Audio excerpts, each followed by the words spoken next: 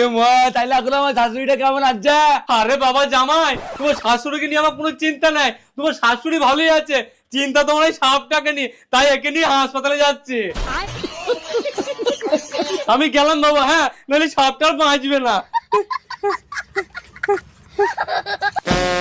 কই গো? আরে তোমার আবার কি হলো? কবে থেকে বলছি তোমাকে কিনে এনে দিতে, তুমি কিছু কিনে এনে দিচ্ছ না কেন আমাকে? আরে তোমাকে তো মনে করলে আমি অনেক কিছুই কিনে এনে দিতে পারি, কিন্তু দেবো না। তুমি জানো আগেকার রাজারা নিজের রানীদেরকে কত কি কিনে দিত?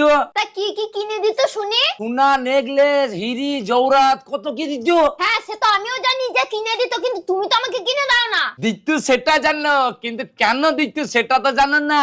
তা কেন দিত তুমিই বলো। রাজারা রানীকে নেকলেস, হিরি, জওরাত এই জন্য দিত, রানীরা কিন্তু চুপচাপ থাকতো, কেউ একটাও কথা বলছে না, ওই জন্য তো তোকে বেশি বেশি করে কিনে দিত।